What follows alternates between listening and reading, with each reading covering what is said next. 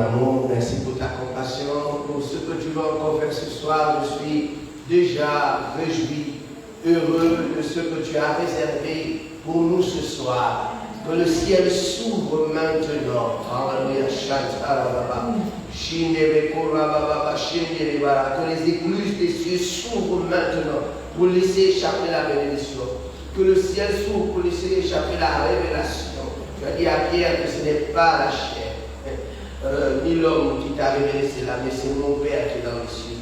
Nous voulons donc recevoir maintenant dans le nom de Jésus-Christ cette profonde révélation de ce soir. Fais-nous du bien. Alléluia. Merci Seigneur. Amen. Asseyez-vous royalement et nous accompagnons ce merveilleux groupe de chanteurs Émanation. Alléluia. J'espère que j'ai aussi mon t-shirt, Seigneur Jésus. Le groupe La Frappe, acclamez le Seigneur. Vous blaguez. Alléluia. Amen. C'est ça, c'est nous faisons les choses avec excellence. Nous ne faisons pas les choses à moitié. Lorsque nous le faisons bien. Nous poursuivons notre séminaire avec notre thème, le Dieu de mon Père. Nous avons vu depuis dimanche Genèse 31, verset 29, qui est le verset de base. Ma main est assez forte pour vous faire du mal, mais le Dieu de votre Père m'a dit hier, garde-toi de parler à Jacob ni en bien, ni en mal. C'est Laban qui s'exprime devant Jacob qui le poursuivait et il lui témoigne qu'il a été visité par le Dieu de Jacob qui n'est autre que le Dieu de son père Abraham, Isaac, et que ce Dieu l'aurait menacé, l'aurait interdit de toucher Jacob. Cette heure m'a vivement interpellé. Je me suis senti appelé à vous emmener à réaliser la présence de mon Dieu dans votre vie, la présence du Dieu de mon Père dans ma vie. Et j'en ai fait mon Dieu. Et vous êtes mes enfants. Et si mon Dieu, si le Dieu de mon Père est avec moi, c'est que le Dieu de votre Père est avec vous. En effet, Dieu est avec nous parce qu'il est avec votre Père, avec notre Père spirituel. Dieu n'est pas par hasard avec quelqu'un. Amen. Dieu n'est pas par hasard avec quelqu'un. Dieu est avec nous parce qu'il est d'abord avec notre Père. Je vous ai hier expliqué ce que c'est qu'un Père spirituel. Je vous ai dit qu'un Père spirituel est celui qui nous transforme dans sa vision en Christ. Amen. Je vous ai dit, il est la source et le canal par lequel Dieu se révèle à toi. Je vous ai dit qu'il est celui qui est chargé de me préparer, de te préparer pour que tu deviennes un acteur dans la volonté et le règne de Dieu sur la terre. Vous savez que Jésus nous a appris à prier en disant, lorsque vous priez, dites, notre Père qui est aux cieux, voyez déjà qui est aux cieux, que ton nom soit sanctifié, que ton règne vienne et que ta volonté soit faite sur la terre comme elle est faite dans les cieux. Donc, la volonté de Dieu est déjà faite dans les cieux et nous sommes choisis pour faire cette volonté sur la terre. Or, il nous faut le coaching. Il nous faut un père qui nous apprend à identifier cette volonté et la mettre en œuvre. Je vous ai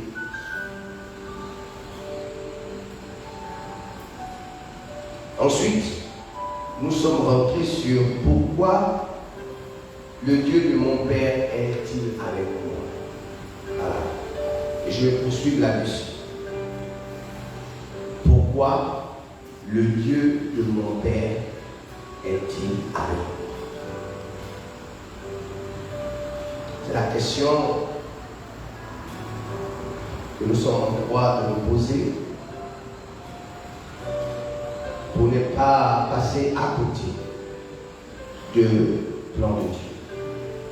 Je lisais encore une citation ou un post de notre père, l'évêque général Maestri Jonathan, dans sa page Facebook. Aujourd'hui, il disait: si tu fais tout bien, tu fais tout bien, tu as fait des études, tu as obtenu ton diplôme, tu as organisé ton entreprise de manière correcte, tu as tout fait très bien, et puis les choses ne marchent pas. Ça veut dire que tu as besoin d'une dose de grâce, tu as besoin de bénédiction. C'est la bénédiction qui te donne. Effectivement, il y a plein de diplômés qui ont très bien fait l'école, mais sont toujours au chômage. Il y a des gens qui ont réussi à se marier, mais ça ne marche pas. Ils vivent dans le mariage, ils n'ont pas envie de quitter, ils ne sont pas heureux. Les gens qui ont fait des enfants, tandis que d'autres n'en ont pas.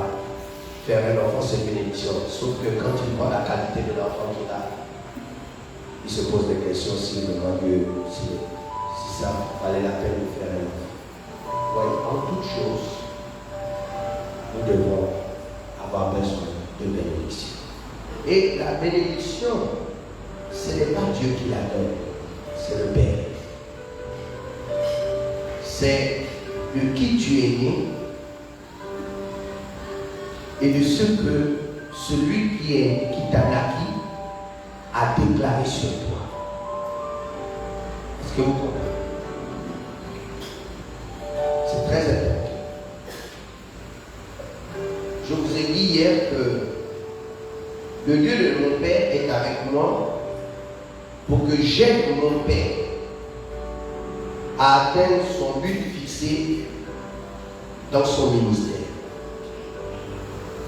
Donc, ton Père spirituel a un ministère, a une vocation, a une mission qui lui a été confiée. Et dans cette mission, Dieu pense qu'il n'est pas bon qu'il soit seul parce que la mission est grande. Alors Dieu va rendre ton Père fécond. Donc Dieu rend le Père fécond pour que les enfants viennent participer à l'œuvre. Dieu savait que Noé ne pouvait pas bâtir seul l'arche. La Bible nous dit que Dieu a fait l'alliance avec Noé seul. Mais en faisant l'alliance avec Noé, sa femme va bénéficier de cette alliance. Ses enfants et les épouses des enfants vont bénéficier de cette alliance. Parce qu'en réalité, Dieu sait que Noé ne peut pas à lui tout seul bâtir l'arche. Il lui faut donc associer des personnes. Donc vous devez savoir que le Dieu de Noé était avec la femme de Noé et avec les enfants et les belles filles de Noé parce qu'ils avaient la mission d'aider Noé à bâtir l'arche. Je veux dire ici que combien de fois vous nous utilisez pour prier pour vos problèmes. Mais vous ne vous posez pas la question que lorsque nous prions pour vous et que ça marche, pourquoi notre Dieu vous exauce?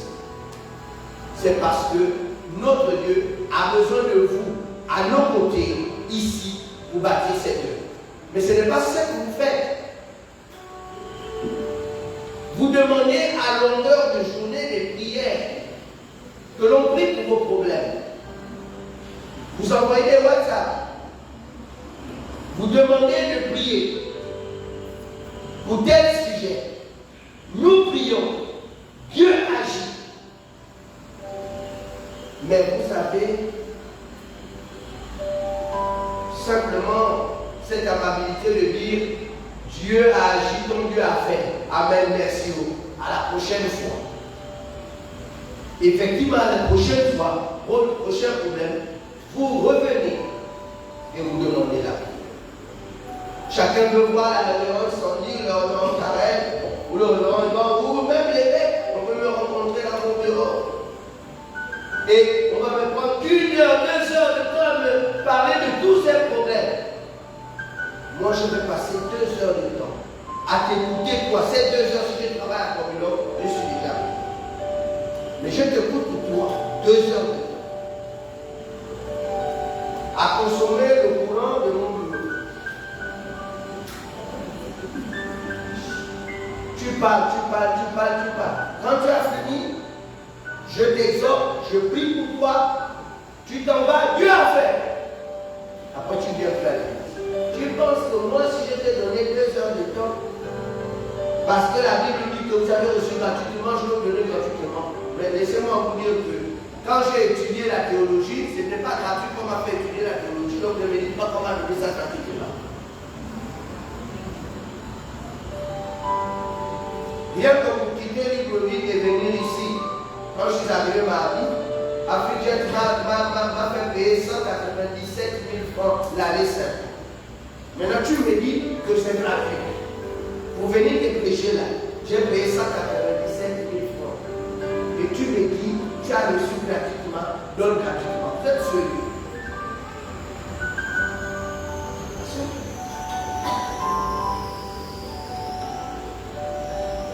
Donc vous comprenez que ce n'est pas dans ce sens-là que Jésus a dit, lorsque Jésus dit vous avez reçu gratuitement, donné gratuitement, il n'était pas en train de vous dire, de nous dire de faire le au point de nous appauvrir.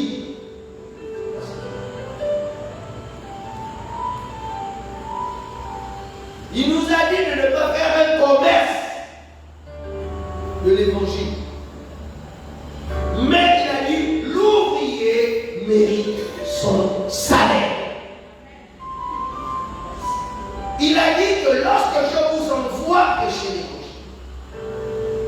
ne prenez pas de tunique, ne prenez ni or ni argent, ni de valises. Allez, là-bas on va vous donner l'or, là-bas on va vous donner les valises, là-bas on va vous donner les vêtements.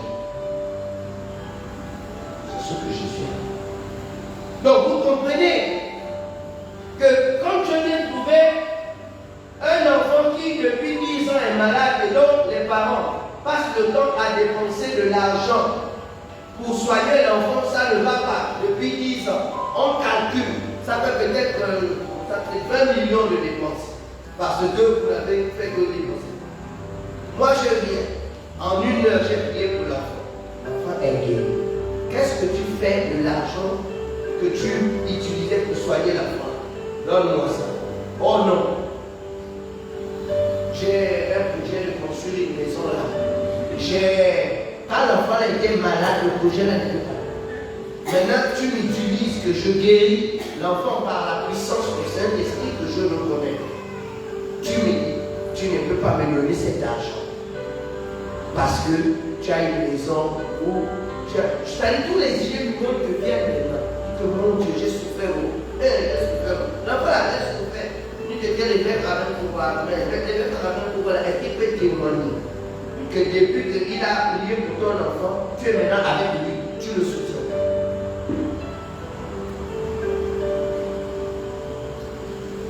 Comprenez? Moi, quand j'ai fait l'œuvre de Dieu auprès de vous, mais il y a d'autres œuvres qui m'attendent. Nous avons des missions. Mouila, Chibamba à soutenir. Et c'est moi l'évêque. Il m'écrit, mon évêque, nous avons besoin de ceci. Est-ce que vous pouvez nous aider? Mais moi je trouve les moyens pour les aider. Mais c'est quand je prie pour vous. Vous êtes ma poche. Ton compte est mon compte. Donc si tu me vois me battre pour ton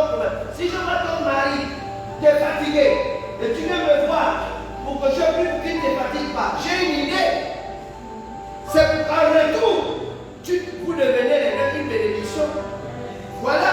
Il ne faut pas me faire prier pour que ton mari soit tranquille. Maintenant, lorsque je t'appelle, tu ignores même mon téléphone. Oh Seigneur Jésus, pourquoi tu m'humilies comme ça? Tu m'humilies comme ça.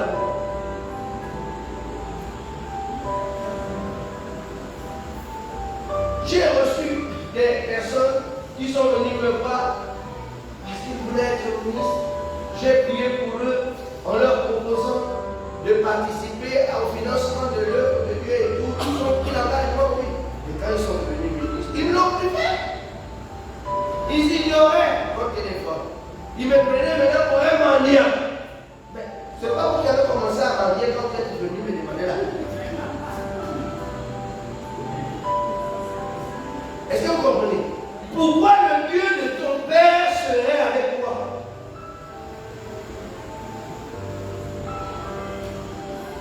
C'est parce qu'il veut t'utiliser pour être une bénédiction dans le ministère de Dieu. Dieu avait dit à Moïse, je suis descendu.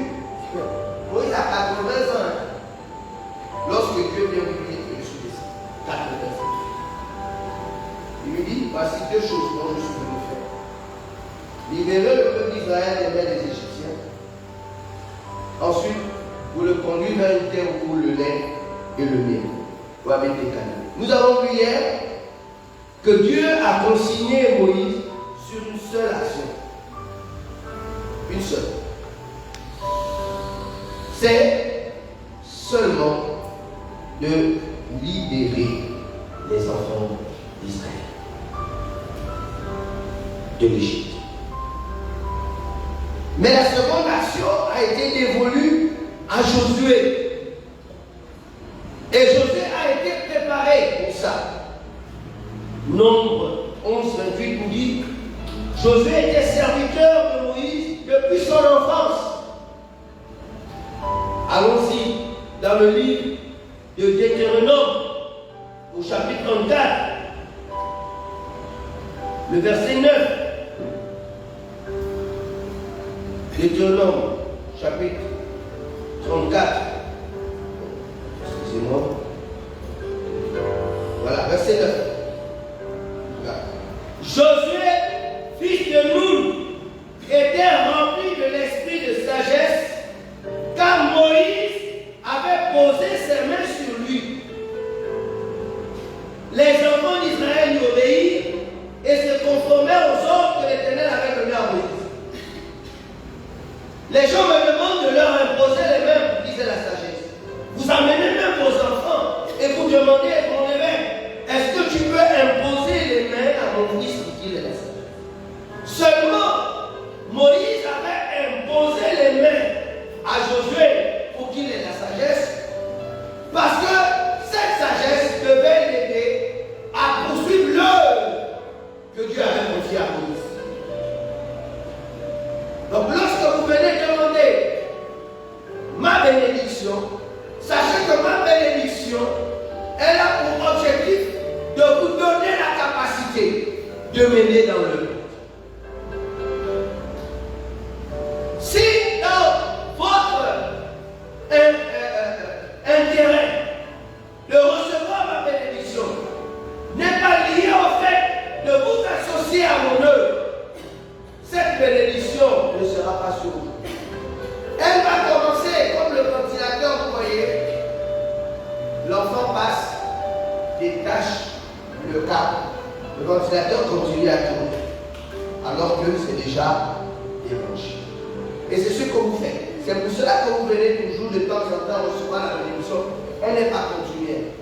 Quand il y a un problème, vous venez. Quand il y a un problème, vous venez. Parce que vous n'avez pas l'ambition de demeurer dans la bénédiction. Vous avez peur de devenir nos esclaves. Mais nous sommes nous-mêmes les premiers esclaves de la vision. La vision nous rend esclaves. La vision vole notre liberté. La vision nous interdit fini de penser par nous-mêmes. Parce que quand tu penses par toi-même, tu te retrouves dans les problèmes. Ce sont ces problèmes qui t'amènent à la prière. Parce que tu décides de toi-même. Ce sont tes choix qui t'emmènent comme ça. Donc quand la vision vient, elle te dit non, pas pour ton fardeau. Ne pense plus de toi-même. Laisse-moi penser. Et c'est là où se trouve la bataille. Voilà pourquoi vous fuyez l'église. Voilà pourquoi vous ne voulez pas que nous ayons une autorité sur vous. Sauf que ça nous fatigue à la fin. Parce que nous sommes toujours mêlés à vos bagages dont on ne gagne rien là-dedans. Nous ne gagnons rien dans vos bagages. Regardez, hier nous avons lu, comment il s'appelle, Paul a menacé l'esprit de Python qui était dans une femme. Nous l'avons vu hier. Une femme qui prophétisait, elle avait un esprit de Python. Mais cet esprit de Python était en elle pourquoi? C'était les maîtres qui avaient mis cet esprit de Python. Quand il a fini de libérer, qu'est-ce qui s'est passé? On n'a pas arrêté Paul. On l'a pas mis en prison. Mais c'est ça qui se passe.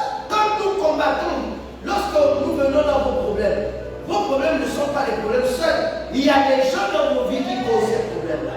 Et qui aimeraient vous voir dans ça. Donc, quand j'interviens, il me dit, attends, lui, c'est pas possible. On va gaspiller sa vie pour qu'il n'ait plus la force de venir délivrer cette personne-là. Donc, à cause de toi, j'ai mis des choses qui est. À cause de toi, ma vie est menacée.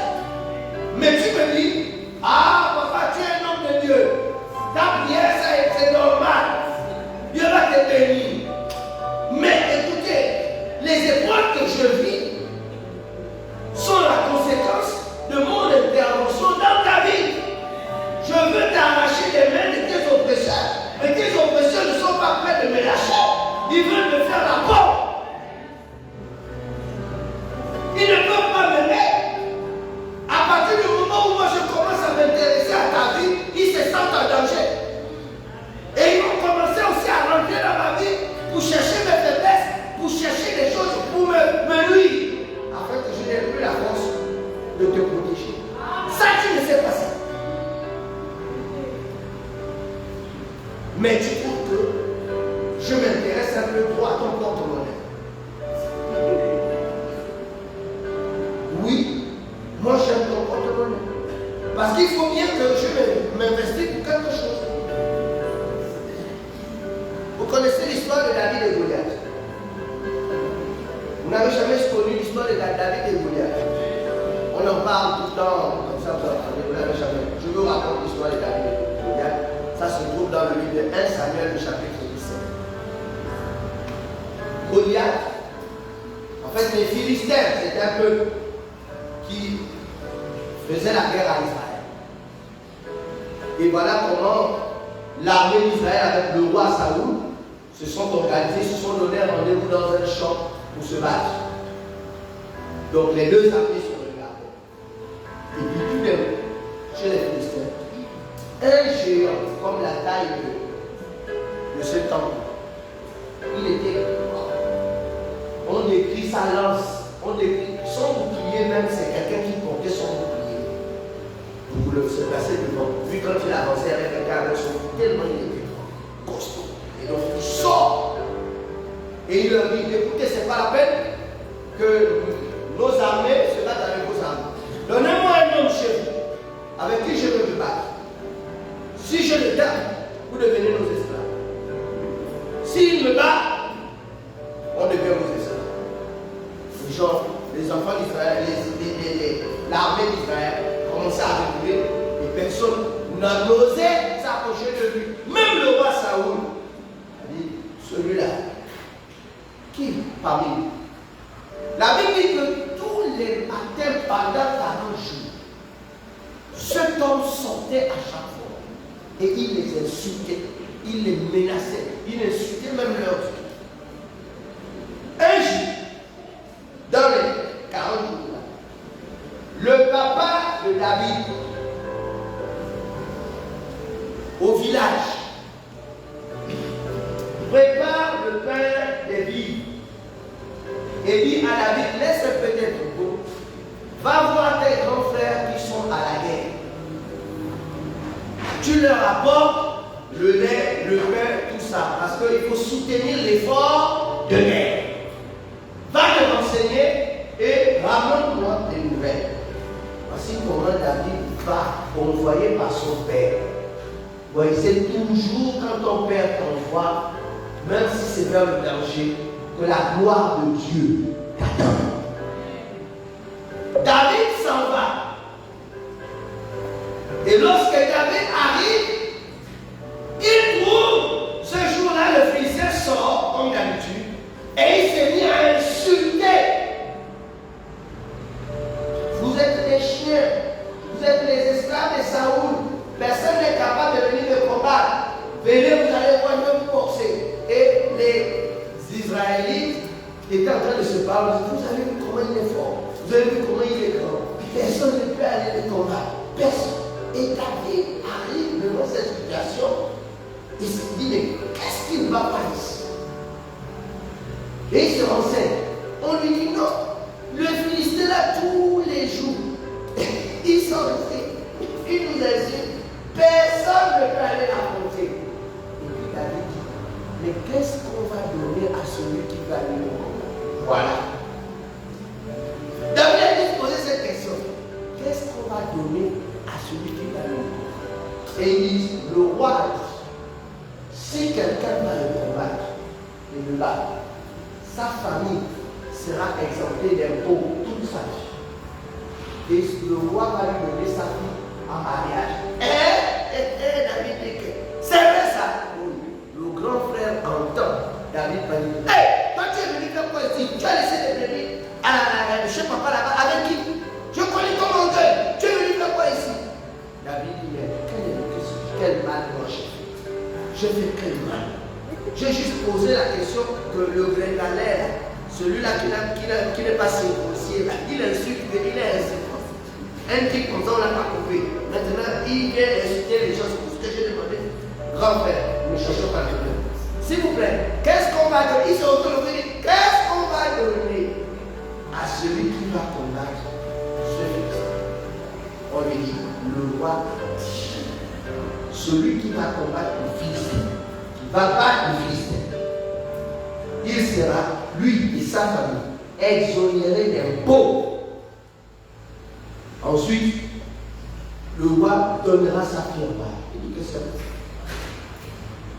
Allez-y dire à Saoul que moi, je vais combattre le Philistin. Quand on amène l'enfant, Saoul recule d'abord, il dit que regardez-moi l'enfant. Mais lui, il est ambitieux. Il sait déjà que, de toute façon, il n'a plus rien à perdre. S'il n'a pas enlevé sa famille des impôts et ni épousé la fille du roi, pourquoi il va vivre? Parce qu'il sait qu'il a l'onction royale en lui et que son destin c'est de se retrouver au palais. Voilà l'opportunité. Donc l'opportunité de sa vie c'est ça. Donc à quoi ça sert de vivre? Il met sa vie en danger. C'est où ça? C'est celui qui n'est pas prêt à mourir pour sa vision. C'est pas une vision. Toute vision te pousse à mourir. Combien de fois tu as cru en ton projet au point que tu as vidé toutes tes économies en risquant que ça ne marche pas? Tu es ruiné. Tu dis que tu as la vision, tu crois.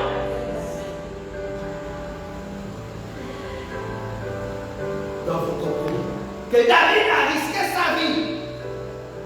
Le roi lui dit, mais si tu ne peux pas aller combattre cet homme, il est guerrier depuis son enfance. David dit, roi, dans les champs, quand je paie les brebis, le loup, l'ours, le lion, viennent pour me manger la tête. Oh, roi, j'arrive, j'attrape le lion au cou, je l'arrache la brebis de sa queue, je le botte. C'est comme ça que je vais faire à cet homme. C'est le même lion qui a juste changé de forme. Il dit, mon petit, tu es fort. Mon petit, là tu me rassures. Il faut aller. Bon, mais avant d'aller, je te donne d'abord mon armure de soldat. Voilà comment David porte les vêtements de Saoul pour aller à la guerre. Mais c'est tellement lourd que le gars ne peut pas s'élever. Il est mort. Ton armure là-bas, comme on l'a pas. Allez. Je je ne peux pas aller avec ça. Mais en vérité, c'était prophétique. Il était en train de porter le vêtement futur. C'était son héritage, mais il n'était pas encore en âge, il n'était pas encore prêt, il n'était pas encore fou. Alors il était avec sa fronde, et il a mis 5 pierres dans l'eau, et il s'est avancé devant le Philistin. Quand le Philistin a vu David, le Philistin a rigolé, et puis il a dit, mais mon Dieu, tu me prends pour un chien, pour que tu viennes avec le bâton.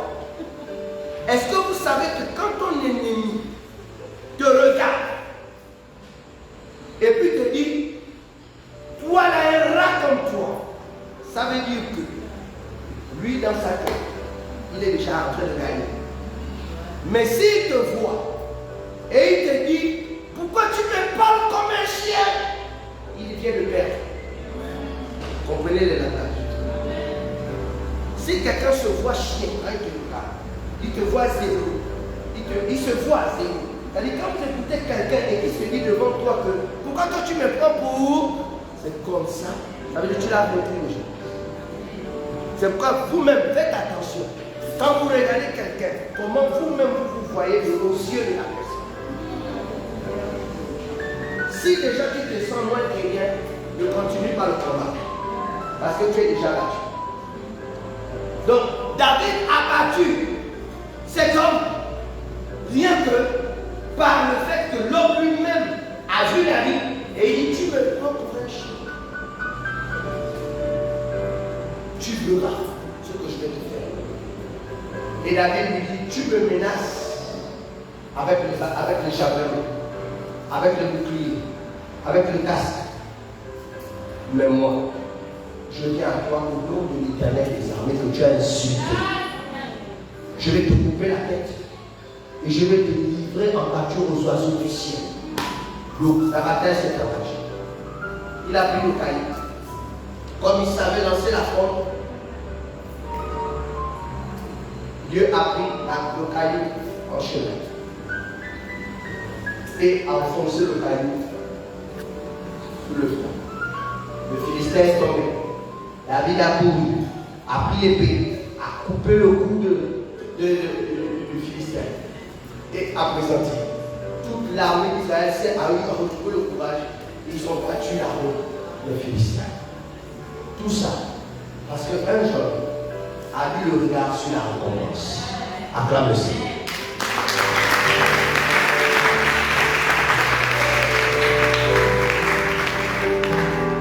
Le Dieu de ton Père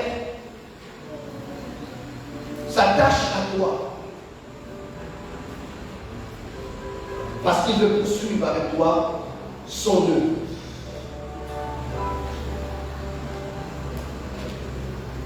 Le Père est le pionnier d'une œuvre dans laquelle le fils ou la fille poursuit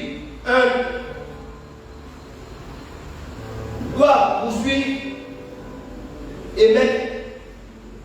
Le Père est le pionnier d'une œuvre dans laquelle le fils ou la fille doit poursuivre en termes de réalisation.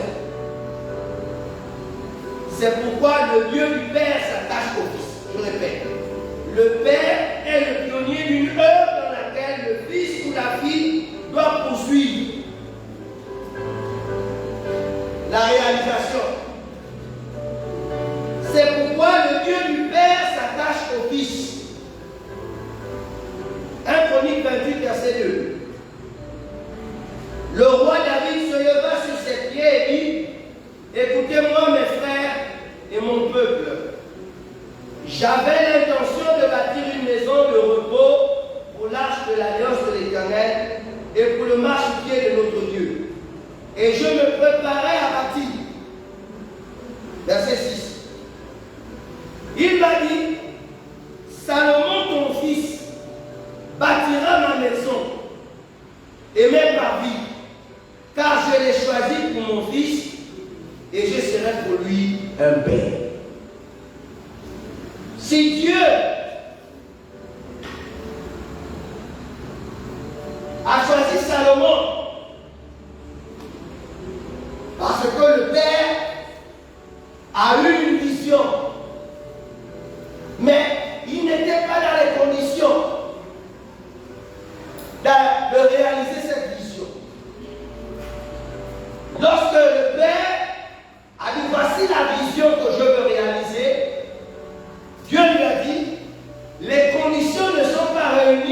tu le fasses.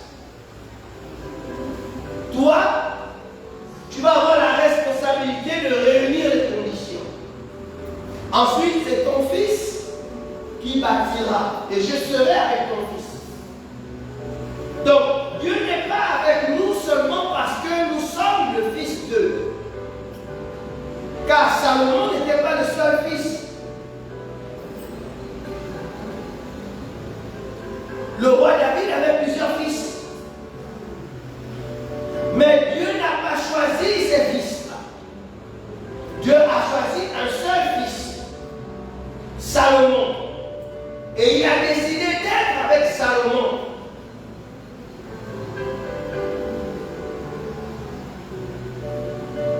Allons-y dans le livre de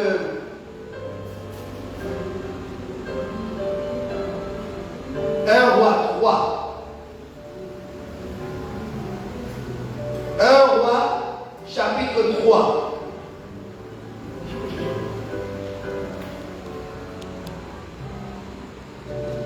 Le verset 3. Salomon aimait l'Éternel et suivait les coutumes de David son père. Vous entendez?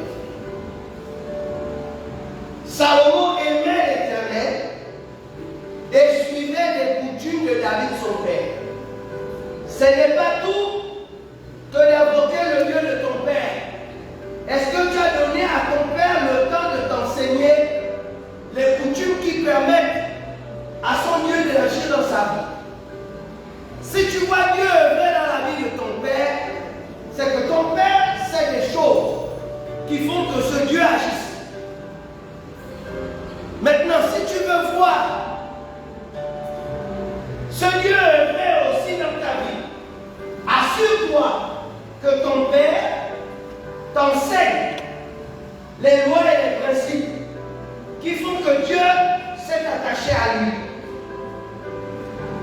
Dieu n'est pas avec nous parce que nous pleurons nos problèmes. Oh, ma fille. Dans le livre d'Exode 2, le verset 23, la Bible dit que les enfants d'Israël criaient, gémissaient sous la servitude. Comme toi et moi, les problèmes que nous avons nous font crier, la maladie nous fait crier, le divorce nous fait crier, la stérilité nous fait crier, l'avortement dans la fausse couche nous fait crier, le chômage nous fait crier. Tous ces problèmes-là, on dit continuellement aux gens, prie Dieu, Dieu va faire. C'est un mensonge, ce n'est pas vrai. Pourquoi les gens prient, leur vie ne change pas. Pourtant les gens prient, les gens même jeûnent, mais ça ne change pas. Parce que ce n'est pas la prière que Dieu exauce. Le verset que je cite dit ceci. Les enfants d'Israël gémissaient, criaient encore sous la servitude. Ces cris que leur arrachait la servitude montèrent jusqu'à Dieu. Et Dieu entendit leur gémissement. Il se souvint de son alliance avec Abraham, Isaac et Jacob. Donc, si Dieu doit intervenir dans ton problème, la première chose qui intéresse Dieu, tu es l'enfant de qui? Dieu n'agit pas par hasard. Cessez de dire Dieu est le Dieu de tout le monde. Il est le Dieu de ton père. C'est l'alliance qu'il a avec ton père. Lorsque tu vas crier, c'est la voix de ton père qui va entendre à travers ta voix. Les cris des enfants d'Israël. Mais quand on dit les enfants d'Israël, Israël c'est qui? C'est Jacob. Donc quand ils se sont mis à crier, Dieu a entendu Israël crier. Il a entendu qui? Israël crier. Mais Jacob lui-même a eu ce nom là-haut. Un ange s'est battu avec lui. Et c'est cet ange qui s'appelait Israël. Quand l'ange a vu qu'il n'arrivait pas, il a cassé la voiture de la hanche. Chaque fois qu'un esprit se bat avec toi pour te posséder, il te crée une infirmité. Il te crée des cicatrices. À la fin de la bataille, pour vous, vous pensez que l'esprit est effectivement parti. Non, il est resté dans Jacob. Et c'est cet esprit qui a habité le peuple. Et donc quand le peuple criait, le peuple faisait entendre la voix d'Israël. Mais pas seulement la voix d'Israël, les promesses que Dieu a faites à Israël. Israël, c'est Jacob. Ok. Mais quand Jacob dort sur une pierre avec elle, il a une vision. Dans cette vision, il voit quoi? Une échelle. L'échelle part du sol vers le ciel et les anges montent et descendent. Et au bout de cette échelle, il y a Dieu. Et Dieu parle. Dieu dit à Jacob, Jacob, je suis le Dieu de ton père.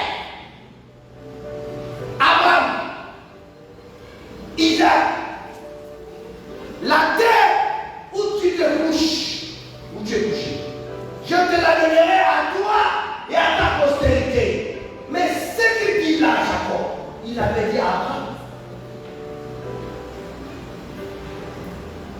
Donc, ça veut dire que Dieu dit, Jacob, tu es né pour que j'accomplisse la promesse que j'ai faite à Abraham.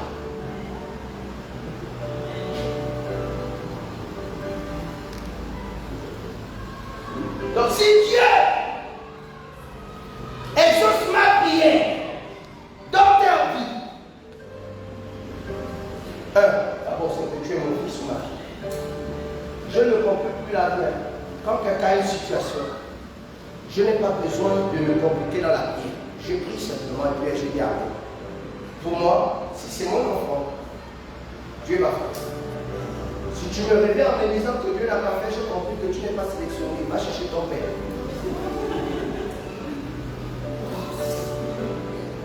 C'est tout. Moi, je ne comprends pas la vie. Et pour devenir mon fils, c'est simplement que Dieu voit ton cœur. Pour devenir l'enfant de quelqu'un, c'est le cœur. Quand tu vis avec le ruse, tu n'es pas mon enfant. Parce que l'enfant vient pour servir. Or, toi, tu ne viens pas pour servir. Toi, tu viens avec un but.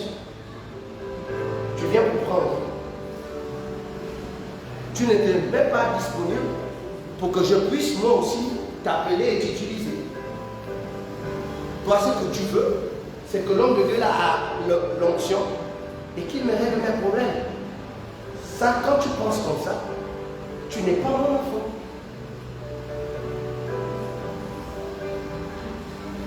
Vous devez savoir qu'un homme de Dieu a des enfants. Éphésiens 2.10. Éphésiens 2.10 dit ceci. Nous sommes son ouvrage, ayant été créés en Jésus-Christ pour des bonnes œuvres que Dieu a préparées d'avance. Ça veut dire quoi? Que le Seigneur nous a façonnés en nous donnant l'image de son Fils Jésus. Et il nous donne cette image, il nous rend en Jésus, pour que nous puissions réaliser des bonnes œuvres, mais des bonnes œuvres que Dieu a déjà préparées que nous devons faire. Ça veut dire que si Dieu a écrit que maman Marie-Claire, maman Claire, voilà les problèmes qu'elle a, mais j'ai déjà écrit que l'évêque avec Kogo viendra, ce sera sa fille, et quand il va prier, le problème sera résolu. Donc c'est une œuvre de Dieu accompagnée. Maintenant Dieu fait quoi? Il me fait naître, il me fait grandir, il m'envoie, il me fait convertir, il m'envoie à l'école du ministère, il me fait faire des expériences, il me fait, et puis quand je lui dis, bon maintenant, tu es maintenant prêt, allons à Moana. Et il me dit, regarde pas la dame là, sans problème, tu es sa réponse. C'est ça le mystère de Dieu. Donc si le Dieu de votre Père est avec vous, c'est parce que vous êtes des Salomon. Vous devez à votre tour bâtir la maison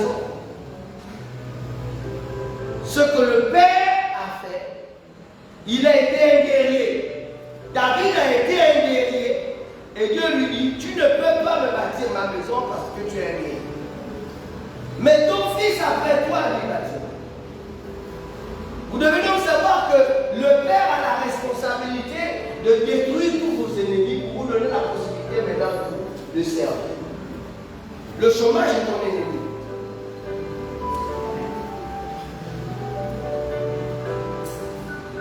Anne, on vous donne des sujets de prière, vous priez comme Anne. Anne était stérile, vous le savez. Anne était dans une rivalité d'un homme qui s'appelait Cana. Et elle ne faisait pas d'enfants. Pendant ce temps, Pénélope faisait des enfants. Et puis, elle souffrait de ça parce que cette femme passait le temps, quand elle était enceinte, de caresser son ventre devant Anne. Pour dire que regardez-moi une femme comme ça, même si ton mari t'aime beaucoup, incapable de pouvoir le courir. Et ça faisait mal à Anne. Et son mari le savait. Son mari couvrait sa femme de beaucoup d'amour. Et il donnait plus de cadeaux même qu'à Pénina. Parce qu'il tenait à cette femme. Ce n'était pas un problème pour lui. Mais Pénina passait le temps à mortifier avec le but de faire partir Anne. Mais Anne aimait aussi son mari. Mais elle s'est tournée vers Dieu. Elle a dit, je ne l'abandonnerai pas mon mari, tu as menti. Mais je suis sûr que Dieu va me répondre. Elle est passée 15 jours. Elle se retrouve devant lequel, pendant le jeûne et la prière, tout le monde a terminé le jeûne et la prière. Elle n'a pas bougé de son lieu de prière, tout le monde s'est levé. Et lui était assis là. Et il observait la dame en train de prier. Il observait. Et il pensait que cette femme était ivre. Donc il a commencé à dire, dame, s'il te plaît. Tu as fini de boire le vin dehors, c'est pour venir maintenant souder ici. Il faut arrêter ça. Et la dame dit, elle se retourne, elle dit, mon Seigneur, s'il vous plaît, ne prenez pas votre servante pour une femme pervertie. Si c'était toi là, j'aurais dit, parfois l'homme de Dieu peut faire une erreur sur toi. C'est un test. C'est pas parce que lui il veut te tester. Parfois lui-même il ne sait même pas pourquoi. Il te pique. Il sait pas. Tu sais pas qu'est-ce qu'il le prend, il fait un truc. Et puis toi tu es blessé. Je suis blessé. Tous les gens qui blessent, il faut la faire. Moi je suis blessé. Je suis blessé. Et Seigneur, alléluia. Elle a seulement dit, non Seigneur, ne prends pas ta servante pour une femme pervertie. C'est la douleur de mon cœur que je répare devant le Seigneur. Élie ne sait pas de quoi il s'agit. Elle n'a pas dit quelle est la raison de ça. Élie a juste dit, lève-toi. Que l'Éternel exauce ta prière. Il ne sait pas de quoi il s'agit. Quand elle s'est levée, qu'elle est partie, la Bible dit qu'elle a connu son mari, elle est tombée enceinte. Et elle a donné le nom de Samuel. 5 ans après, elle est revenue au temple. Elle est allée voir l'homme de Dieu. Le souverain sacrificateur. Mon père, voici, je suis venu consacrer toute sa vie à cet homme. Vous vous souvenez, il y a 5 ans, j'étais cette femme qui était ici. C'était pour cet enfant que j'ai prié. Je suis venu le remettre. Parce que dans la prière, elle avait dit, si tu me donnes un enfant, je vais te le consacrer toute sa vie. Mais beaucoup on vous le dit, prie comme ça, dis à Dieu que si il te donne, tu vas le lui consacrer.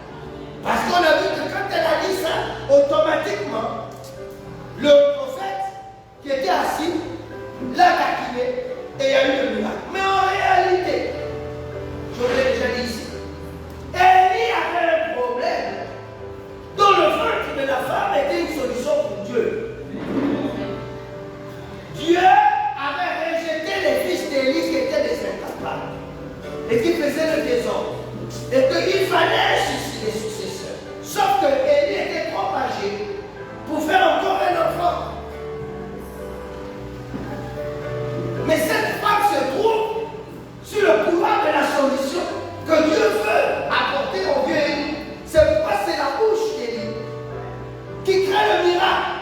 Donc, c'est pour vous dire que quand l'homme de Dieu prie pour vous et que ça marche, sache bien que si Dieu est exaucé la prière de l'homme de Dieu, tu as une réponse à un souci dans la vie. Il faut le savoir. Commence à te positionner pour te dire, papa, révérende Sandrine, qu'est-ce que je peux faire pour toi? Et si elle te dit, je veux que tu fasses ça, fais-le. Je veux que tu me transportes toutes à chaque fois qu'il y a les cultes, les réunions de prière, tu me transportes. Fais-le! Parce que certainement qu'elle a demandé à Dieu, mais Dieu résolve mon problème. Je veux toujours être à l'heure au culte. Et t'amènes quelqu'un qui a une voiture mais qui est malade. Tu pries pour la personne, ou bien qui a un problème. Si tu pries pour la personne, le problème est résolu. Dieu te dit, voilà la voiture.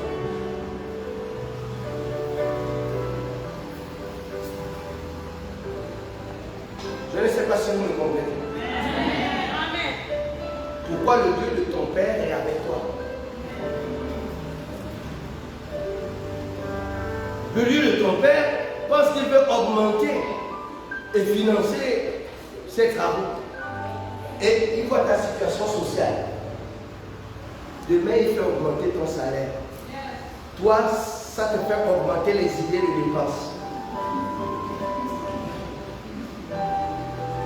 Et tu ne fais pas le lien entre le fait que Dieu a besoin de toi pour poursuivre son œuvre. Donc, je ne comprends pas comment des gens qui sont venus à un certain niveau social, qui ont évolué, mais le panier de l'offrande n'a pas évolué.